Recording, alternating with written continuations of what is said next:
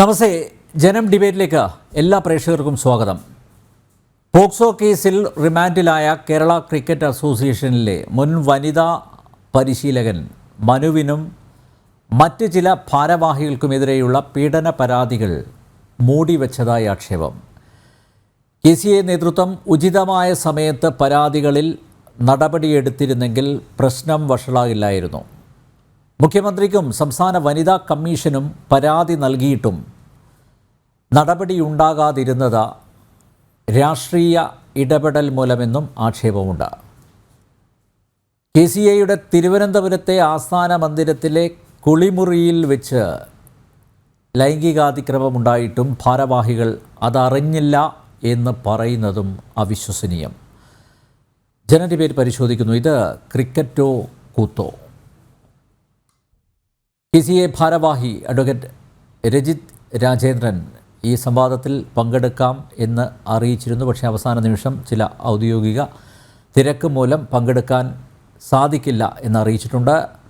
അഭിഭാഷകനായ K. പ്രമോദ് തൃശ്ശൂരിൽ നിന്ന് ചേരുന്നു. പരാതിക്കാരനായ ശ്രീ അനിൽ ഗോപാലൻ, സാമൂഹ്യ പ്രവർത്തക ശ്രീമതി അഞ്ജു പാർവതി പ്രബീഷ് എന്നിവ തിരുവനന്തപുരം സ്റ്റുഡിയോയിൽ നിന്നും അതിഥികളായി ചേരുന്നു. എല്ലാ അതിഥികളെയും ഈ സംവാദത്തിലേക്ക് സ്നേഹാദരങ്ങളോടെ സ്വാഗതം ചെയ്യുന്നു.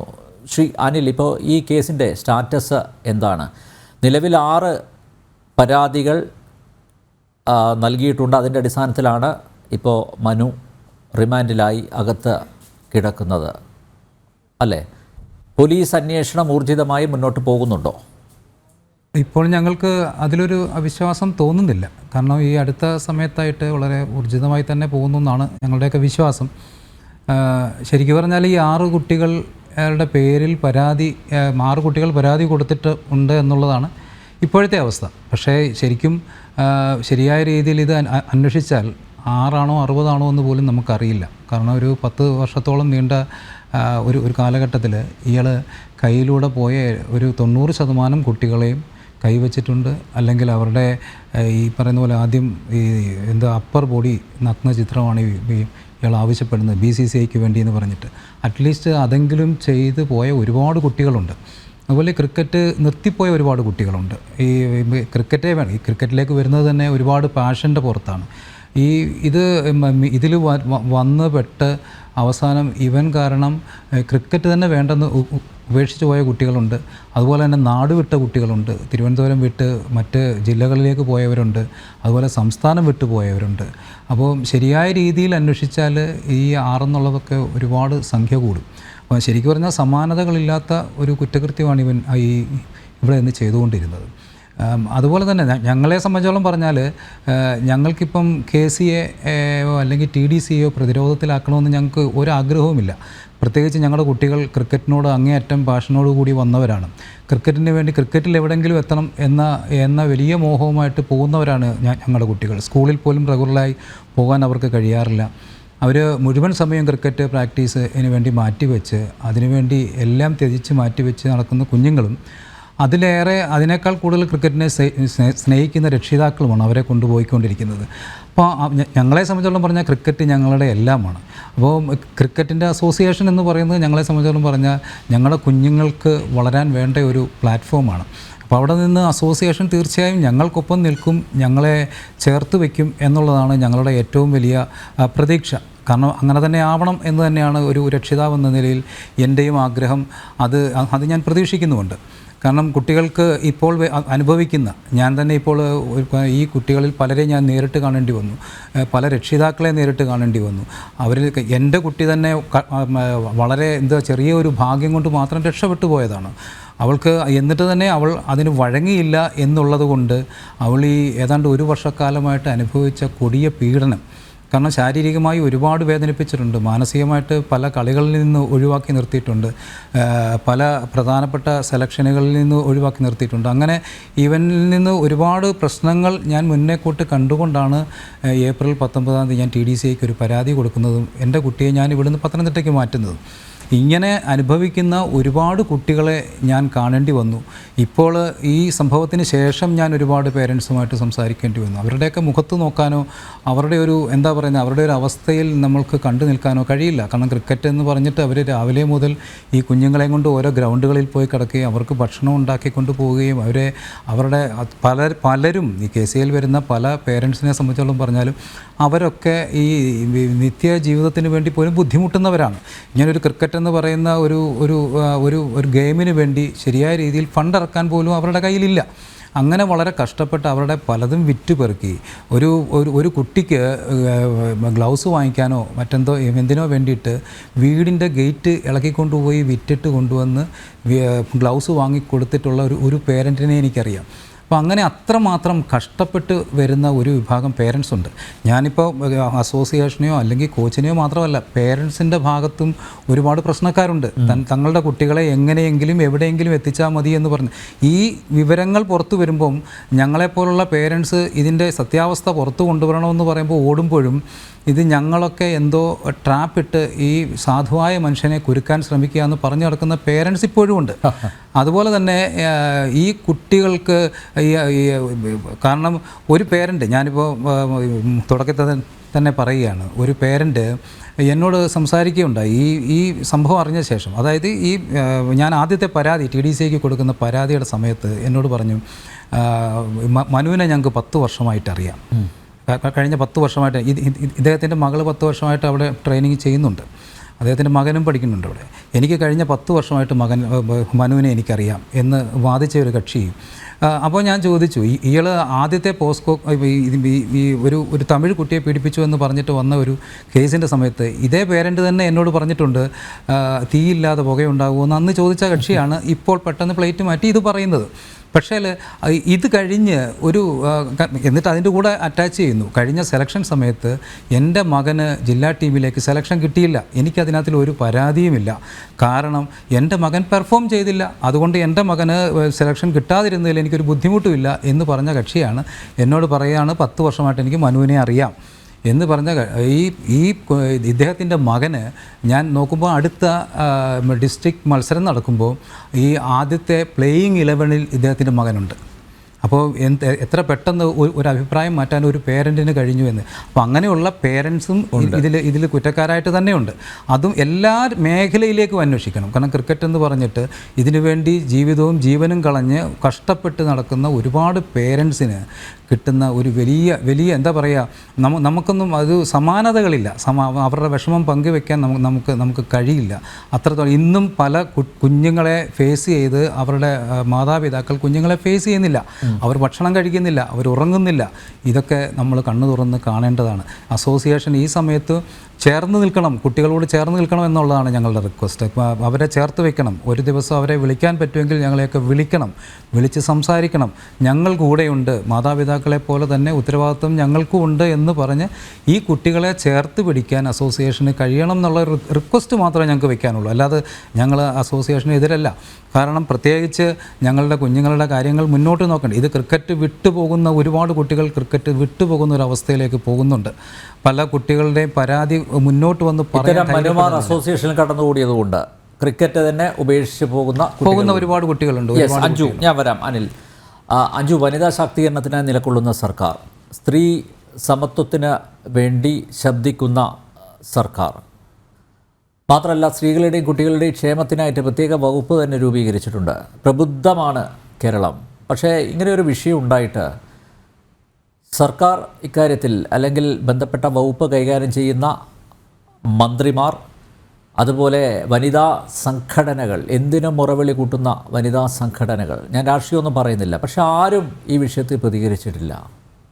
തീർച്ചയായും അനിൽ സർ പറഞ്ഞ ഒരു കാര്യം നമ്മൾ എവിടെ നിൽക്കുവാണ്. കാരണം ഈ ഒരു ചാനൽ ഫ്ലോറിൽ തന്നെ ഞാൻ ഒരുപാട് പ്രാവശ്യം ഇതേ വിഷയമായിട്ട് സെക്ഷുവലി അബ്യൂസ് ആയിട്ടുള്ള കുട്ടികൾക്ക് വേണ്ടിയിട്ട് നമ്മൾ സംസാരിച്ചിട്ടുണ്ട് പല മേഖലകളിൽ നിന്ന്. ഇത് അവസാനം നമ്മൾ നോക്കൂ, ഇന്ത്യൻ ക്രിക്കറ്റ് അത് ഇപ്പോൾ അവസ്ഥ ഏറ്റവും നെറുകയിൽ, നമ്മുടെ ലോകത്തിൻ്റെ നെറുകയിൽ നിൽക്കുന്ന ഒരു അവസ്ഥയിലാണല്ലേ ഇപ്പോൾ നമ്മൾ കപ്പൊക്കെ നേടി നിൽക്കുവാണ്. അപ്പോൾ ആ ഒരു ക്രിക്കറ്റിൻ്റെ ചരിത്രത്തിൽ തന്നെ ഏറ്റവും അഭിമാനകരമായി നമ്മൾ നിലകൊള്ളുമ്പോൾ കേരളത്തിൽ നോക്കൂ, KCA കേരള ക്രിക്കറ്റ് അസോസിയേഷൻ 1950 രൂപീകരിച്ച് എത്രയോ എന്താ പറയുക, GV രാജ സാറിനെ പോലെ അദ്ദേഹത്തെയൊക്കെ പോലെയുള്ള മഹോന്നതന്മാർ അലങ്കരിച്ചു.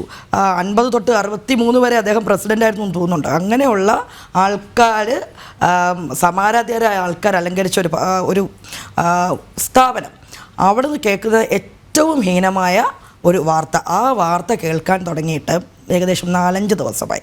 ഞാനിങ്ങനെ നോക്കുമായിരുന്നു. കേരളത്തിൽ നമ്മൾ ആലോചിച്ചു, ആ റെസ്ലിംഗ് അസോസിയേഷൻ്റെയൊക്കെ പ്രശ്നങ്ങൾ വന്നപ്പോൾ കേരളത്തിലുണ്ടായ ഒരു കോലാഹലം അല്ലേ. ഇവിടെ ഞാൻ ആലോചിച്ചു എത്ര സംഘടനകൾ ഇതിൽ ഇടപെട്ടു. ഒന്നും വേണ്ട, സംഘടനകൾ വേണ്ട, നാഴികയ്ക്ക് 40 വട്ടം സ്ത്രീപക്ഷം പറയുന്ന ഒരുപാട് പേരുണ്ട്. വനിതാ മതിൽ കെട്ടിയ കേരളമാണ്. സ്ത്രീ സുരക്ഷയ്ക്കും കുട്ടികൾക്ക് കേൾക്കാൻ വേണ്ടി തുല്യത, നീതി, ഇതെല്ലാം പറയുന്ന കേരളം. ആരെങ്കിലും ശബ്ദമുയർത്തി? ഒന്നും വേണ്ട. നമ്മൾ ഒരുപാട് സ്വയം പ്രഖ്യാപിത സ്ത്രീപക്ഷവാദികൾ ഉള്ള നാടാണ് നമ്മുടേത്. അപ്പം അവരുടെയൊക്കെ പ്രൊഫൈലുകളിൽ തന്നെ നോക്കി ആർക്കും ഇതേക്കുറിച്ച് ഒരു മിണ്ടാട്ടവും ഇല്ല. അപ്പോൾ ഇത് പ്രതീക്ഷിച്ചിരുന്നതാണ്, പലവട്ടം നമ്മൾ കണ്ടിട്ടുള്ളതാണ്. അപ്പോൾ ഏറ്റവും ഹീനമായിട്ടുള്ള ഒരു എന്താ പറയുക വിഷയമാണിത്. ഗൗരവകരമായിട്ടുള്ള വിഷയമാണ്. ഞാൻ അദ്ദേഹം പറയുന്നത് കേൾക്കുമായിരുന്നു. രക്ഷിതാവാണ്. അദ്ദേഹത്തിൻ്റെ കൺസേൺസ് ഇപ്പോഴും അദ്ദേഹത്തിന് പ്രതീക്ഷയുണ്ടെന്ന് പറയുന്നു. KCA അല്ലേ, ക്രിക്കറ്റ് അസോസിയേഷൻ്റെ. പക്ഷേ ഞാൻ ചോദിക്കട്ടെ, ഈ ക്രിക്കറ്റ് അസോസിയേഷൻ 10 വർഷമായിട്ട് അദ്ദേഹം കോച്ചാണെന്ന് പറയുന്നു. ഈ നമ്മുടെ ആരോപിക്കപ്പെട്ട വ്യക്തി മനു 10 വർഷമായിട്ട് കുട്ടികളുടെ കോച്ചാണ്. അതിനു മുമ്പ് ആൾക്കെതിരെ ഒരു കേസ് ഉണ്ടായിരുന്നു. അത് മൊഴി മാറ്റി അങ്ങനെ എന്തോ പറഞ്ഞിട്ട് പിന്നീട് അദ്ദേഹം ആ കുറ്റത്തിൽ നിന്ന് വിമുക്തനായി എന്ന് പറയുന്നു. പക്ഷെ എന്നിട്ട് പോലും ഇതേ വ്യക്തി എങ്ങനെ ഈ സ്ഥാനത്ത് തുടർന്നു എന്ന ഏറ്റവും ഗൗരവമായിട്ടുള്ളൊരു വിഷയമാണ്. അതാരെങ്കിലും ഇതുവരെ അഡ്രസ്സ് ചെയ്തോ? അപ്പോൾ ഇവിടെ എന്താണ് ഇതിൻ്റെ പിന്നിൽ കളിക്കുന്ന ആരാണ്? അതായത് ഈ മനു എന്ന് പറഞ്ഞ പരിശീലകന്. നോക്കൂ, നമ്മുടെ ഒരു സംസ്കാരമുണ്ട്. ഗുരു എന്ന് പറഞ്ഞു കഴിഞ്ഞാൽ ഏറ്റവും പാവനമായിട്ടുള്ളൊരു പൊസിഷനിൽ നിൽക്കുന്നതാണ്. നവോത്ഥാനക്കാരും പുരോഗമനക്കാരും ഒക്കെ പറയും അല്ലേ, എന്താണ് അവരെ ഒന്നും ഗുരു മനുഷ്യരാണ് അങ്ങനത്തെ രീതിയിലൊക്കെ പറയും. പക്ഷെ നമ്മുടെ ഒരു സംസ്കാരമുണ്ട്.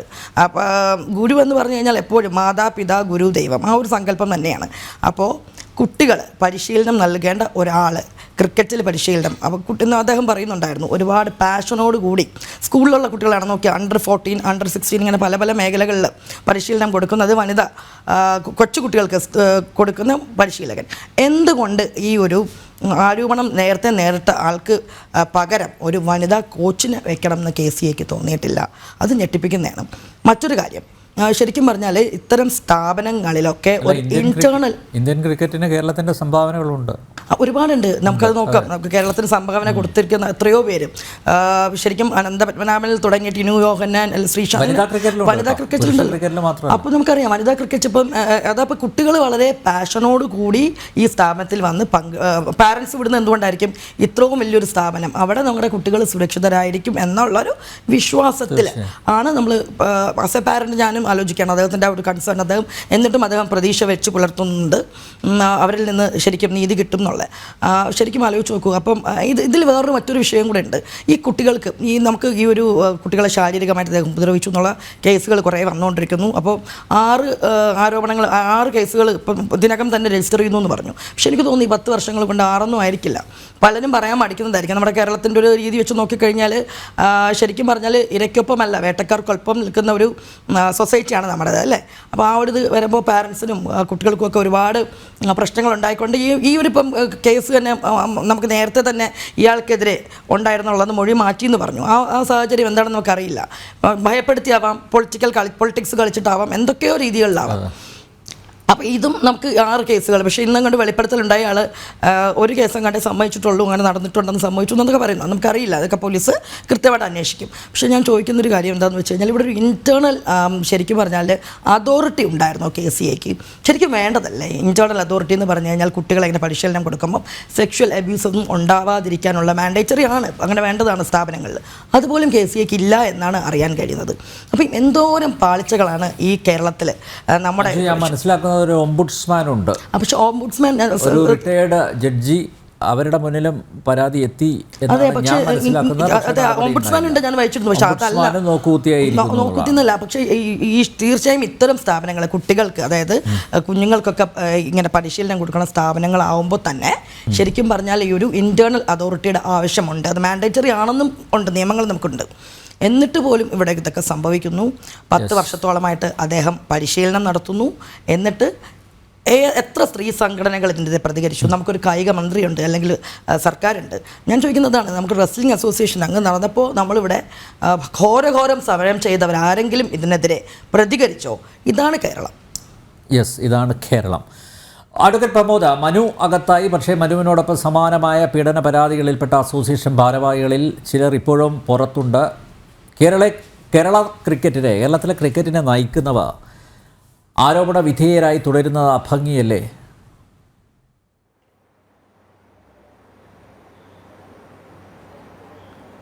ഇതിൽ മിസ്റ്റർ അനിൽ, ഞാൻ എന്തായാലും ആ പാരൻറ്റിൻ്റെ ഒപ്പം നിൽക്കുന്നു. അദ്ദേഹം പറഞ്ഞ കാര്യങ്ങൾ കേട്ടു, അതുപോലെ മാഡം പറഞ്ഞതും കേട്ടു.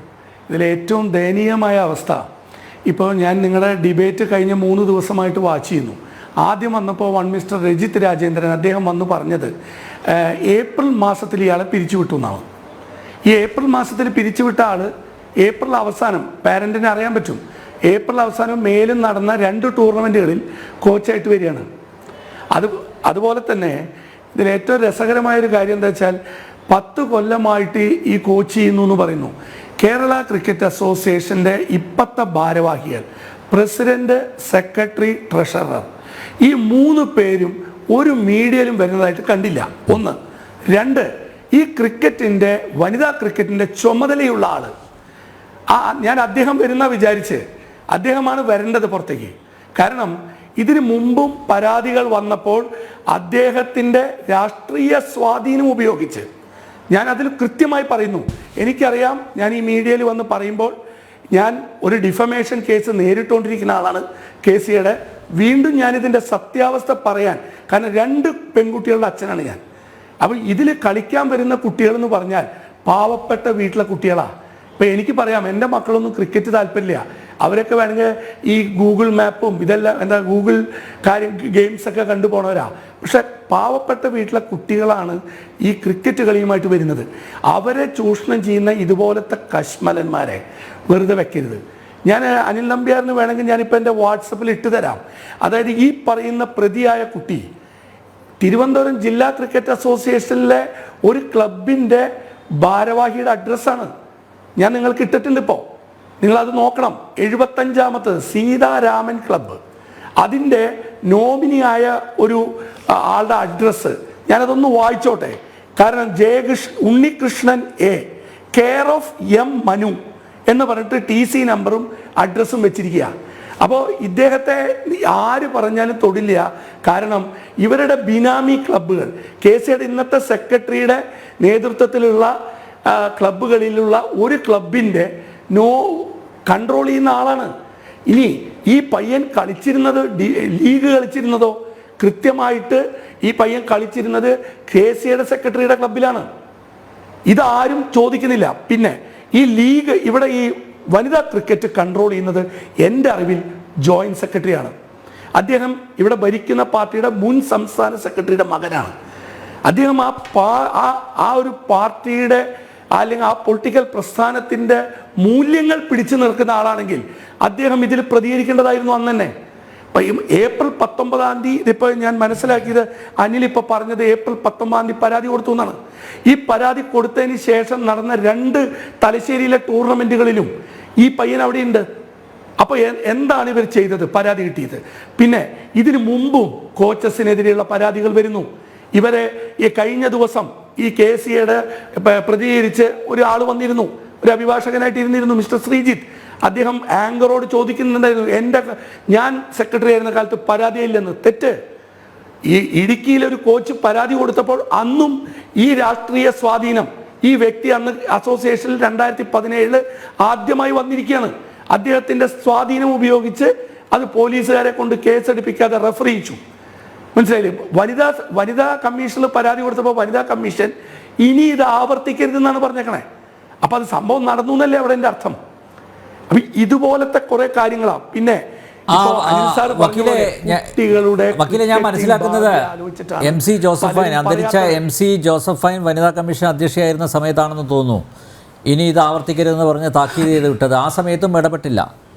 പൊതുവേ ഇടതുപക്ഷത്തിൽ നിന്ന് ഇത്തരത്തിലുള്ള ഒരു നടപടിയല്ല ഞങ്ങളെപ്പോലുള്ളവർ പ്രതീക്ഷിക്കുന്നത്, അല്ലേ? കൃത്യമായി ഇത്തരം വിഷയങ്ങളിൽ ഇടപെട്ട് പരിഹാരം ഉണ്ടാക്കുന്നവരാണ്. പക്ഷേ MC ജോസഫൈനാണ് പറഞ്ഞത് അതിലൊരു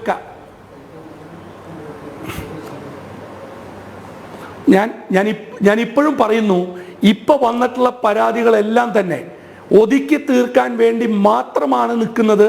അത് എങ്ങനെയെങ്കിലും, കാരണം ഇതിനു മുമ്പ് കൊടുത്ത ഒരു കോച്ചിന്റെ പരാതി, കോച്ചിന്റെ മാത്രമല്ല, കൃത്യമായിട്ട് ഞാൻ പറയാം, പാലക്കാട് ജില്ലയിലെ ഒരു കോച്ച് കുട്ടികളോടും മാതാപിതാക്കളോടും മോശമായി സംസാരിച്ചതിന് അയാളെ സസ്പെൻഡ് ചെയ്തിട്ടുണ്ട്. അതുപോലെ മലപ്പുറം ജില്ലയിൽ ഇതുപോലെ തന്നെ ഒരു ഇൻസിഡന്റ് ഉണ്ടായി, അതിലും ആ കോച്ചിനെ മാറ്റി. ഇനി അടുത്ത മൂന്നാമത്തെ സ്ഥലം വയനാട്, അവിടെയും സംഭവിച്ചിട്ടുണ്ട് ഇതുപോലെ. ഇത് എന്തുകൊണ്ടാണെന്ന് വെച്ചാൽ, ഞാൻ കേരള ക്രിക്കറ്റ് അസോസിയേഷനിൽ 2006 മുതൽ 9 വരെയും 13 മുതൽ 17 വരെ ഉണ്ടായിരുന്ന ആളാണ്. അപ്പം നമുക്കിതിൻ്റെ കാര്യങ്ങൾ അറിയാം. എനിക്ക് അനിൽ നമ്പ്യാർ എന്ന് പറഞ്ഞു ഒരു രജിത് രാജേന്ദ്രൻ എന്ന് പങ്കെടുക്കും, ഞാൻ സന്തോഷവാനായിരുന്നു. കാരണം അദ്ദേഹത്തിൻ്റെ വായിൽ തന്നെ ഈ ക്രിക്കറ്റിൻ്റെ, വനിതാ ക്രിക്കറ്റിൻ്റെ ചുമതലയുള്ള ആളുടെ പേര് പുറത്തു വരണം. 18 വയസ്സിന് താഴെയുള്ള കുട്ടികളുടെ പങ്കെടുപ്പിച്ചുകൊണ്ടുള്ള, അവരും മുതിർന്നവരെല്ലാം കൂടിയിട്ടുള്ളതായിരുന്നു പിങ്ക് ക്രിക്കറ്റ്. അതുപോലെ തന്നെ സഖാവ് കൊടിയേരിയുടെ പേരിൽ നടന്ന ടൂർണമെന്റ്, അതിലെങ്ങനെയാണ് DJ പാർട്ടികൾ വരുന്നത് ഈ കുട്ടികളെയൊക്കെ പങ്കെടുപ്പിച്ചുകൊണ്ട്? ഇത് BCCI IPL-ലെ രാത്രികളിലുള്ള പാർട്ടികൾ നിരോധിച്ചിട്ട് വർഷം 10ആയി. ആ ലളിത് മോഡിയുടെ വിഷയത്തിന് ശേഷം IPL-ൽ ഈവനിങ് പാർട്ടീസ് ഇല്ല കളി കഴിഞ്ഞാൽ.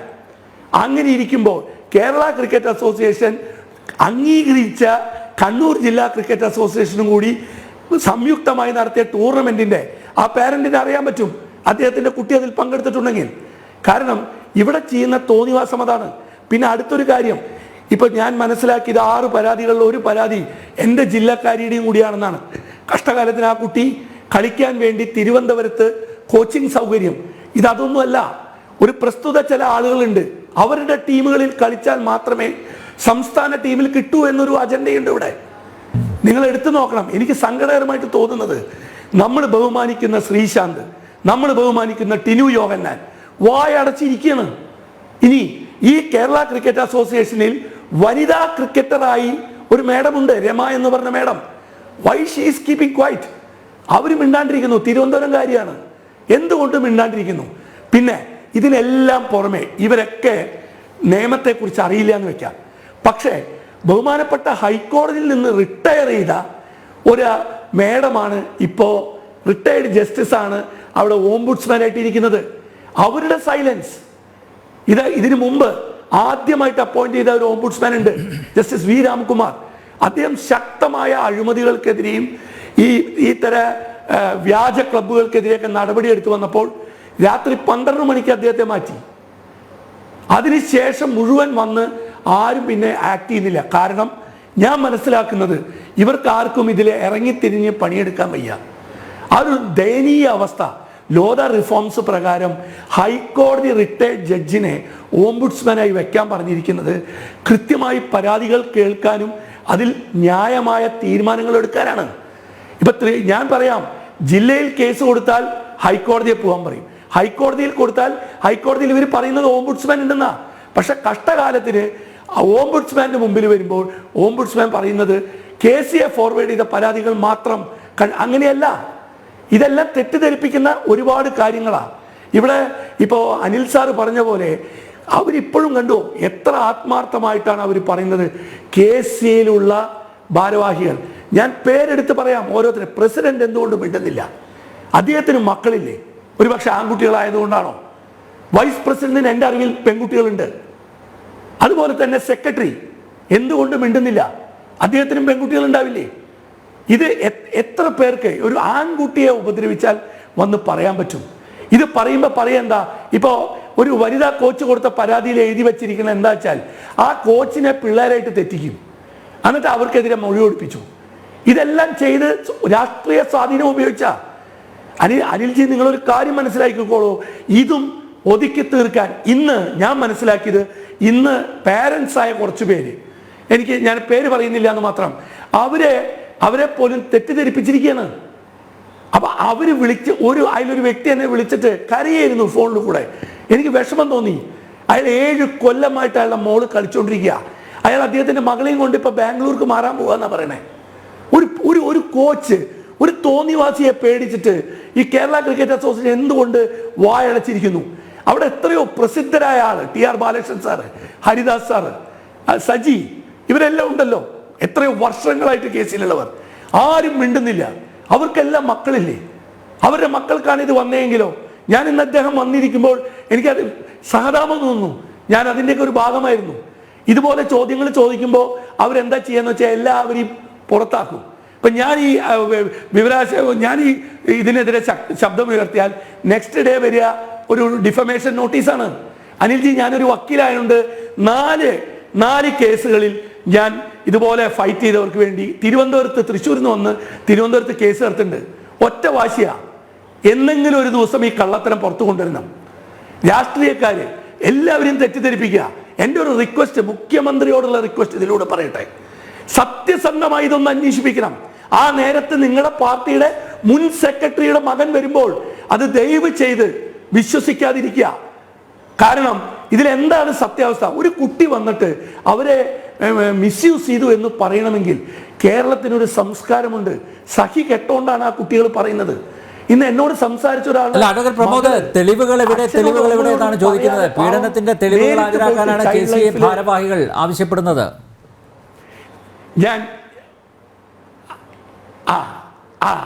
അനിൽജി, അതിന് ഞാനൊരു കാര്യം പറയാം. ഞാൻ നിങ്ങൾക്ക് ഫോർവേഡ് ചെയ്ത് തരാം.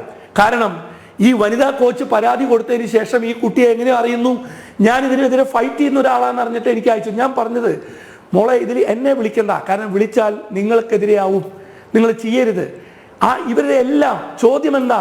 ഞാൻ നിങ്ങൾക്ക് ഡേറ്റ് വെച്ച് പറയാം. ഒന്ന് അനിൽജി നോട്ട് ചെയ്തോളൂ. ഇന്നലെ വന്ന് നിങ്ങളുടെ ആങ്കറെ പറ്റിച്ചുപോയി.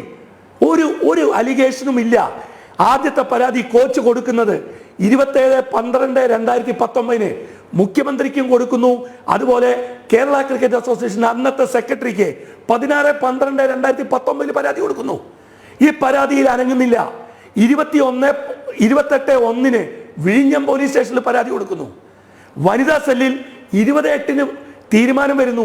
ഇനി ഏറ്റവും സങ്കടകരമായ കാര്യം, കേരള ക്രിക്കറ്റ് അസോസിയേഷൻ ഒരു ലേഡി അഡ്വക്കേറ്റിനെ വെച്ചിട്ട് എൻക്വയറി ഓർഡർ ആവുന്നു 3/3/2020. അപ്പോൾ അവിടെ ഒരു കള്ളത്തരം ഇല്ലെങ്കിൽ എന്തുകൊണ്ട് ഇപ്പൊ ഈ പറയുന്ന പോലെ അനിലും പരാതി കൊടുത്തു? എന്തുകൊണ്ട് നിയമപ്രകാരം ഒരു വക്കീലായ രണ്ടുപേര്, ഇന്ന് വരാന്ന് പറഞ്ഞ രജിത്തും കഴിഞ്ഞ മീറ്റിങ്ങിന് വന്നിരുന്ന ശ്രീജിത്തും, രണ്ടുപേരും വക്കീൽമാരാണ്, ഇപ്പോഴത്തെ ഭാരവാഹികളല്ല, കഴിഞ്ഞ പ്രാവശ്യത്തെ സെക്രട്ടറിയും വൈസ് പ്രസിഡന്റും. അവർക്കറിയില്ലേ നിയമം? അവർക്ക് എന്താ ചെയ്യേണ്ടത്? ഉടനടി പോലീസിൽ അറിയിക്കുക വേണ്ടേ? അല്ലാതെ പാരൻസ് പോകേണ്ട ഗതികേടല്ല വരുത്തേണ്ടത്. പിന്നെ കേരള ക്രിക്കറ്റ് അസോസിയേഷൻ്റെ ഹെഡ് ഓഫീസ് തിരുവനന്തപുരത്ത്, അവിടെയാണ് കോച്ചിങ് നടന്നതെങ്കിൽ, അവിടെയാണ് ഇൻസിഡന്റ് നടന്നതെങ്കിൽ അവിടെ എല്ലാ CCTV ഫൂട്ടേജ് ഉള്ളതാ. ഇതിനു മുമ്പ് ഒരു പരാതി പറയാൻ വന്ന സ്റ്റേറ്റ് പ്ലെയറെ തല്ലി അദ്ദേഹം പരാതി കൊടുത്തപ്പോൾ CCTV ഫൂട്ടേജ് ഇല്ല എന്ന് പറഞ്ഞ് ഇതേ സ്വാധീനം ഉപയോഗിച്ച് മാറ്റി. ഞാൻ അനിൽജിക്ക് ഇട്ടുതരാം. ഒരു സെക്രട്ടറിയുടെ ഭാഷ നിങ്ങൾ കേൾക്കണം. കേൾപ്പിക്കാൻ പറ്റില്ല. കാരണം മദ്യപിച്ചിരുന്നാൽ പിന്നെ എന്താ പറയുന്നത് അറിയില്ല. എന്തുകൊണ്ടാന്ന് വെച്ചാൽ ഇവരൊക്കെ ഒന്ന് വരണം. ഇവരൊക്കെ വരുന്നതിന് വേണ്ടി മാത്രം കാത്തു നിൽക്കുന്നവരാ ഞാൻ.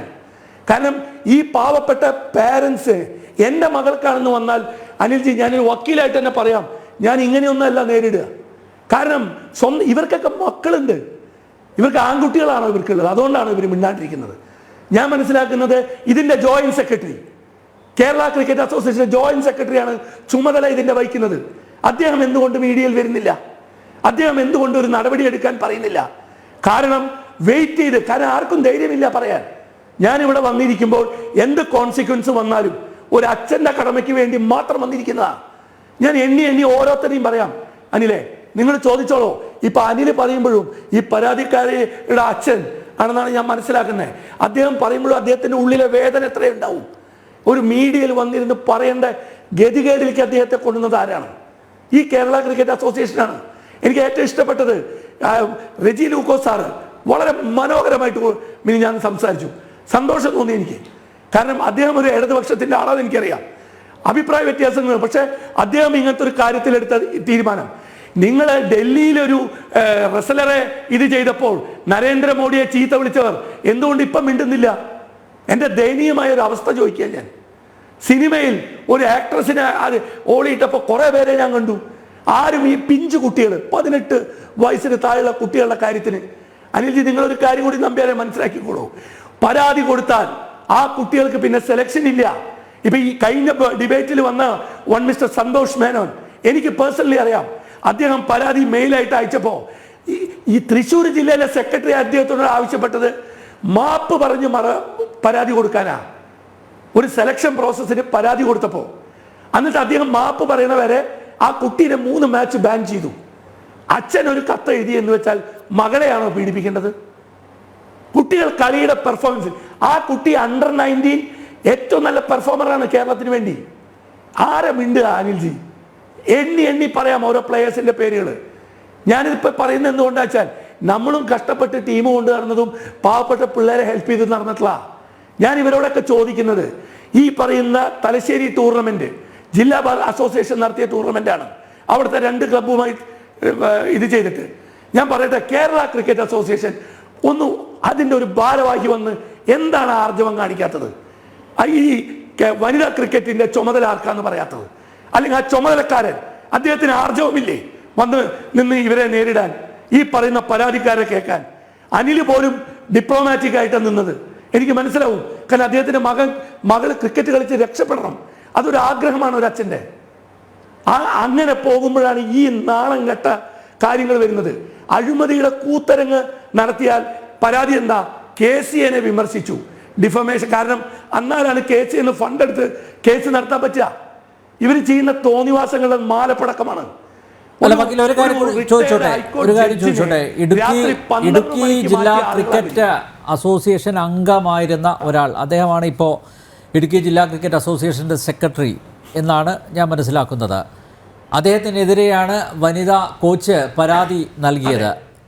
ഞാൻ ഇക്കാര്യം KCA ഭാരവാഹികളുടെ ശ്രദ്ധയിൽപ്പെടുത്തി. അപ്പം പറഞ്ഞു അത് റെഫർ ചെയ്ത് തള്ളിയ കേസാണ്.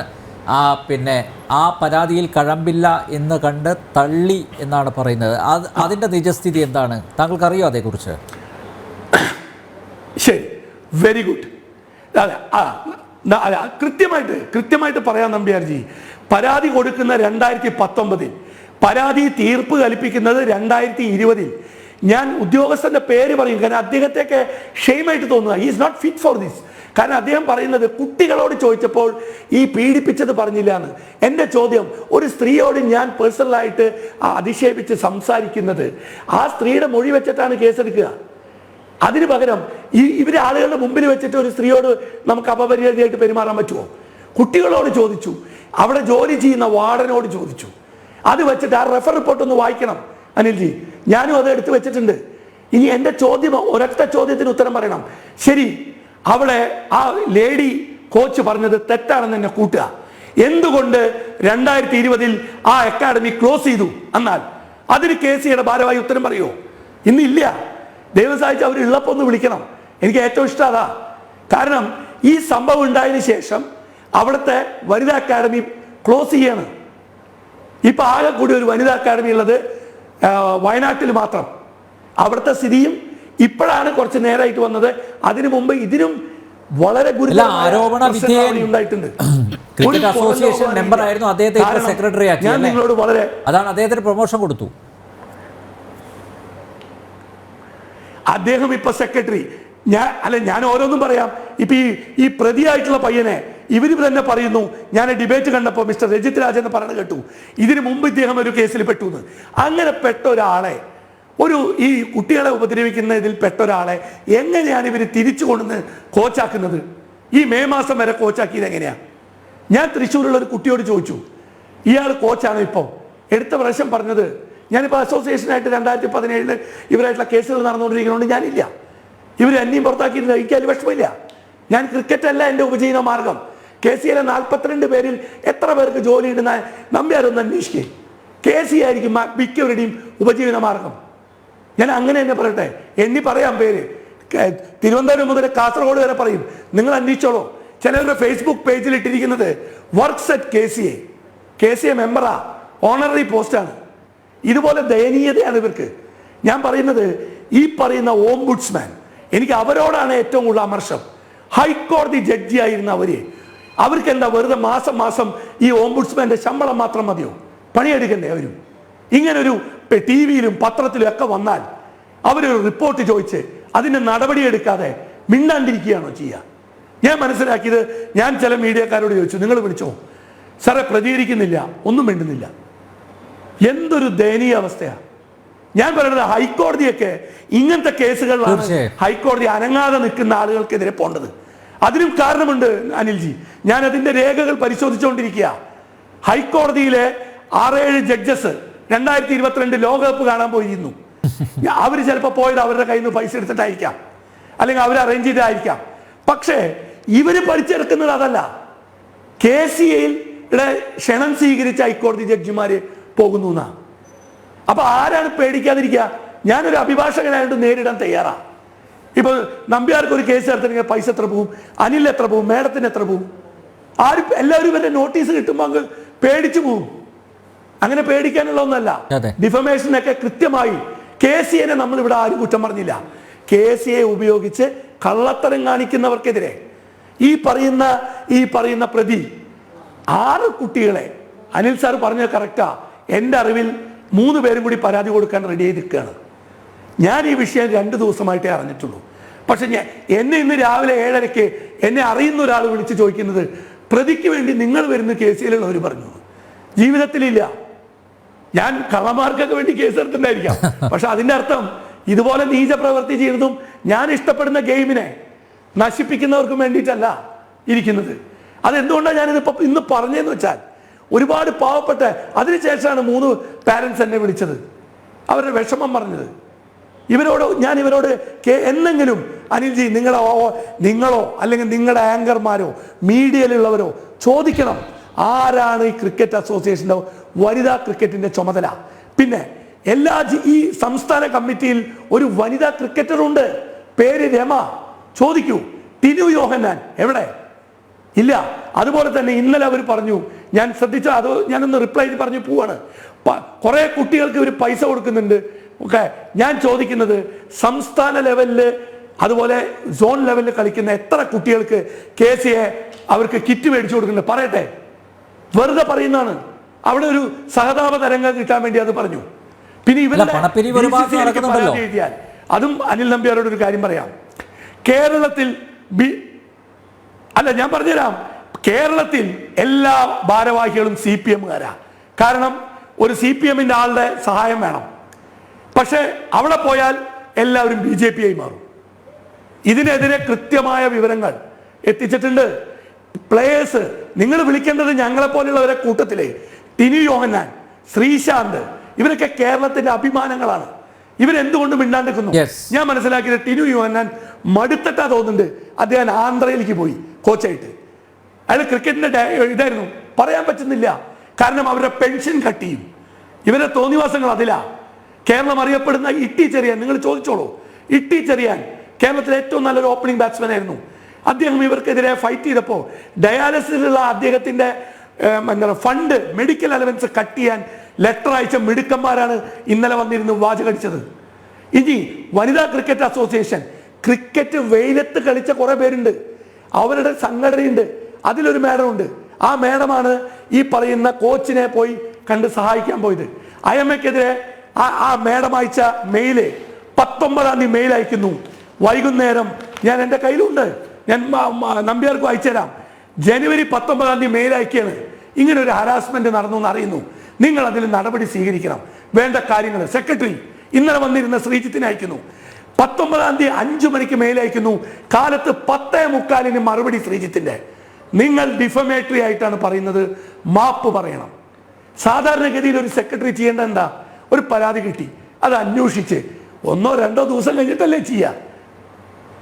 24 മണിക്കൂർ പോയിട്ട് 12 മണിക്കൂറുള്ളിൽ മറുപടി വന്നു. നിങ്ങൾ ചെയ്യുന്ന തെറ്റാണ്. എനിക്ക് പറയാനുള്ളത്, മനുവിന്റെ വിഷയത്തെ പരാതി അയച്ച ആളുടെ ക്രിസ്ത്യാനി ആയാലും ഹിന്ദു ആയാലും, എനിക്ക് ശ്രീശാന്ത് പോലും ഹാക്ക് ചെയ്തല്ലോ വക്കീലെ.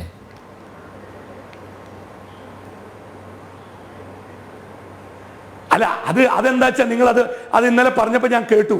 ഒന്നും കൊണ്ടും പഴക്കേണ്ട. എനിക്കും 2 ഫോൺ നമ്പർ ഉണ്ട്. പഴയ കാലത്ത് KCAയിൽ ഇരിക്കുമ്പോൾ ഒരു ഫോൺ നമ്പർ എടുത്തിരുന്നു.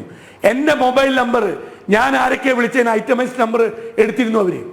ഞാൻ KCA വിട്ടു പോരുമ്പോൾ അത് എൻ്റെ പേരിലേക്ക് മാറ്റി. ബട്ട് അൺഫോർച്ചുനേറ്റ്ലി ഇത് എടുക്കുമ്പോൾ 160 എത്ര രൂപ കട്ട് ചെയ്യും. ഞാൻ പരാതി കൊടുത്തു. എന്നെ അന്ന് ഐഡിയയുടെ മാനേജർ വിളിച്ച് പറഞ്ഞത്, ടേക്കപ്പ് ചെയ്യരുത്, തിരുവനന്തപുരത്ത് ഒരു പയ്യന് അബദ്ധം പറ്റിയതാ, ലിസ്റ്റ് എടുത്തപ്പോൾ അതിന് പോയതാണ്. ഞാൻ നിങ്ങൾക്ക് തരാം, ഒന്നും മടിക്കണ്ട. Yes. എനിക്ക് ഇവിടെ പറയാനുള്ളത്, ടിനു യോഹന്നാൻ ഈ ഇതിലെ ജനറൽ ബോഡി മെമ്പറാണ്, ശ്രീശാന്ത് മെമ്പറാണ്. പറയണം എന്തുകൊണ്ട് മിണ്ടാണ്ടിരിക്കുന്നു. തീർച്ചയായും അവരുടെ പ്രതികരണം എടുക്കാം. അവർ ക്രിക്കറ്റേഴ്സ് അല്ലേ? അവർക്കില്ലേ വേദന? അവർക്കില്ലേ പെൺകുട്ടികൾ?